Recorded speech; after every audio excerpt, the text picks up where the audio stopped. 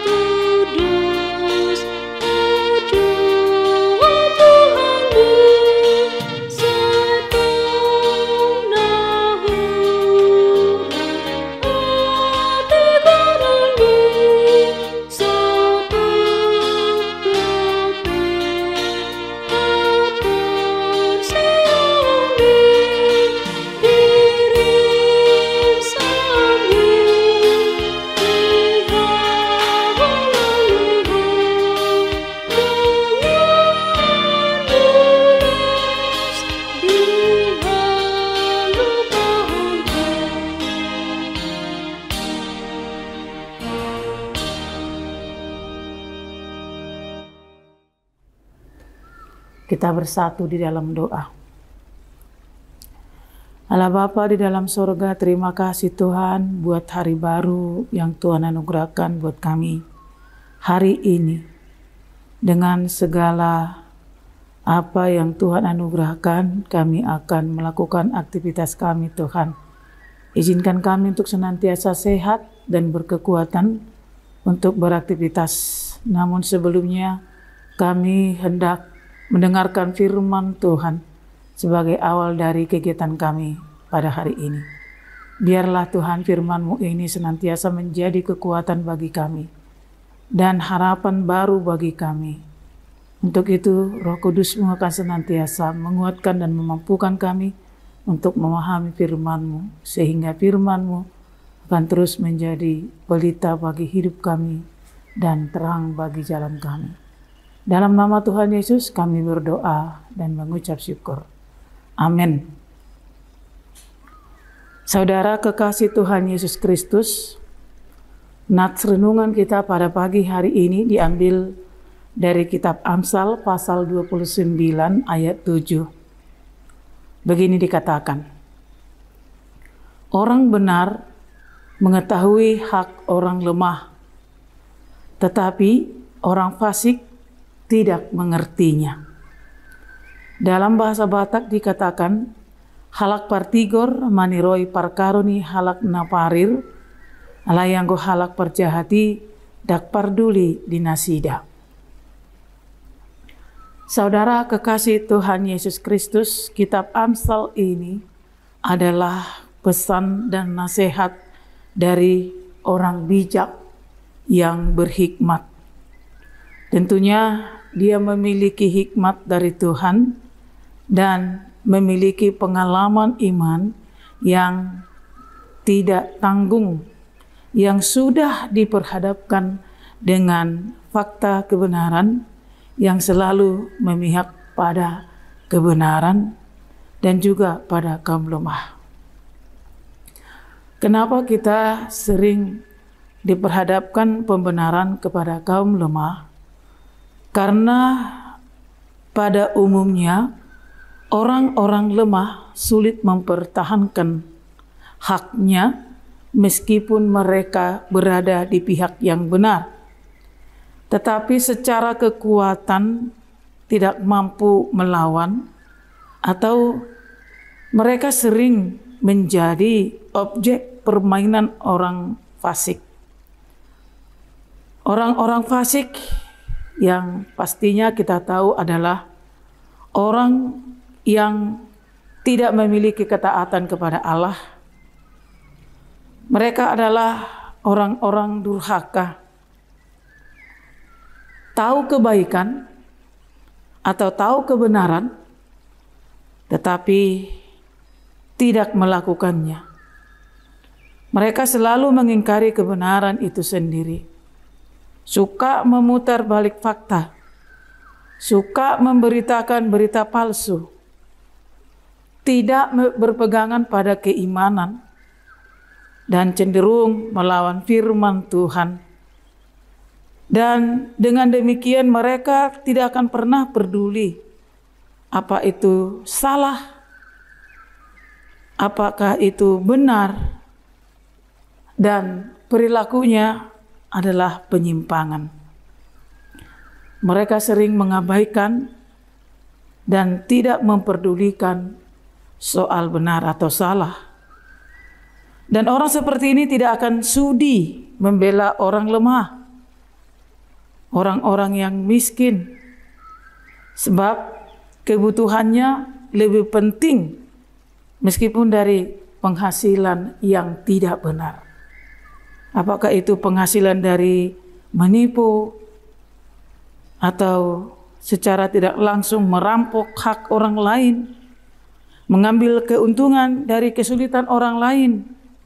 Dan yang paling jahat adalah orang seperti ini tidak merasa bersalah meski telah merugikan orang lain, terutama kaum lemah, yang dalam bahasa Batak dikatakan halak naparir. Halak naparir, orang yang lemah, orang yang sering mendapat perlakuan tidak baik dan tidak adil.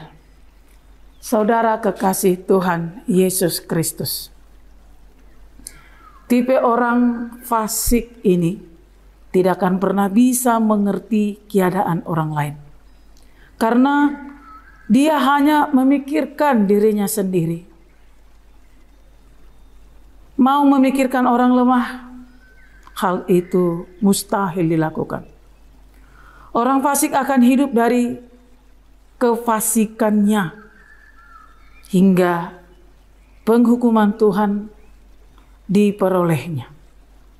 Tetapi orang benar tahu apa yang akan dilakukan ketika mengetahui masalah orang lemah, orang parir tadi yang jarang diperhatikan sekitarnya. Bahkan hukum sering sulit memutuskan keadilan bagi kaum lemah oleh karena ketidaksanggupan orang itu, sehingga banyak orang lemah jadi terdiam dan membiarkan saja walau hatinya pilu, ketimbang mereka semakin teraniaya. Hal itu akan mendapat perhatian orang-orang benar, orang yang dibenarkan oleh Tuhan, orang yang memiliki hikmat dari Tuhan. Meskipun sesungguhnya tidak semua orang lemah mendapat pembenaran, tapi meskipun demikian, bukan secara otomatis, tetapi orang-orang lemah sering mendapat perhatian daripada Allah. Dalam hal ini firman Tuhan mengajarkan kepada para anak-anaknya untuk tetap berusaha bertindak secara adil, baik kepada siapapun. Jangan memupuk keberpihakan kepada yang tidak benar, karena Allah kita itu Allah yang adil, Allah yang selalu memberi hak kepada setiap orang dengan tepat, tidak akan pernah memberikan hak seseorang kepada orang lain, apalagi kaum lemah. Dan bila karena orang lemah sulit mendapatkan haknya, namun Tuhan akan selalu berpihak pada kaum lemah. Dan orang yang memperhatikan hak orang lemah akan mendapatkan kepastian hidup dalam berkat Allah.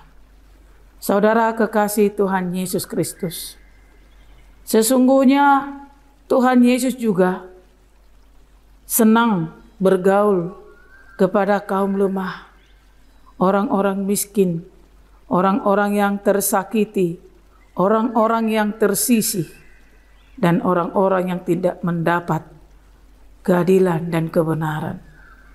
Sehingga Yesus pernah diolok-olok oleh orang Farisi atau para imam-imam, memberi nama kepada Tuhan Yesus dengan gelar sahabat orang miskin, sahabat orang lemah. Dan mereka juga merasa tidak bersalah dengan mengatakan hal demikian. Karena memang pada faktanya Yesus itu selalu memperhatikan orang-orang kecil, orang-orang lemah, dan orang-orang yang tidak berdaya. Yesus juga memberi penghargaan kepada orang-orang yang peduli kepada kaum ini. Dalam Matius 5 ayat 3 dikatakan, berbahagialah orang yang miskin di hadapan Allah, karena merekalah yang empunya kerajaan Allah. Dan kepada orang-orang yang selalu berpihak kepada kaum lemah, dalam kitab Mazmur pasal 41 ayat 2 dikatakan, berbahagialah orang yang memperhatikan orang lemah. Tuhan akan meluputkan dia pada waktu celaka. Saudara kekasih Tuhan Yesus Kristus, kita akan selalu diingatkan dengan firman Tuhan bahwa sesungguhnya Allah sangat suka kepada orang-orang yang senantiasa memperhatikan dan berusaha hidup dengan benar, dengan adil kepada siapapun. Karena sesungguhnya firman Tuhan mengajarkan kepada murid-muridnya, kepada anak-anaknya untuk tetap berusaha dan bertindak secara adil dan benar kepada siapapun, tidak terbatas apakah mereka orang lemah atau orang kuat.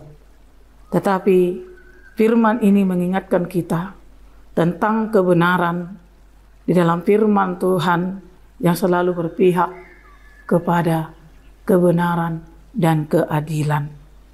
Terkhusus buat orang-orang yang memang pada dasarnya tidak mampu mempertahankan haknya jika mereka hidup dalam kebenaran Allah. Maka mata Tuhan akan senantiasa tertuju kepada orang-orang tersebut, dan Tuhan Yesus suka menolong mereka. Jangan sekali-sekali memperdaya orang dan menganiaya orang lemah. Karena orang-orang lemah, orang-orang karir itu mendapat perhatian khusus daripada Allah. Apalagi jika iman mereka kuat kepada Tuhan Yesus Kristus. Maka marilah kita memperhatikan firman Tuhan supaya kita juga selalu di pihak yang adil dan benar. Tuhan Yesus memberkati kita semua. Amin. Kita bersatu di dalam doa. Terpujilah namamu Tuhan Yesus Kristus, sumber kebenaran dan keadilan. Engkau yang senantiasa memperhatikan orang kecil dan kaum lemah. Engkau selalu bertindak kepada ketidakbenaran.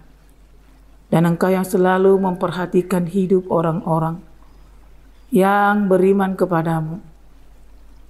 Tuhan Yesus, kami tahu bahwa kami adalah anak-anak-Mu yang senantiasa diberi pengetahuan tentang hikmat, supaya kami bisa memahami kehidupan dan memperhatikan orang-orang lemah dan orang-orang yang parir, yang sering mendapat perlakuan tidak adil dan sering teraniaya.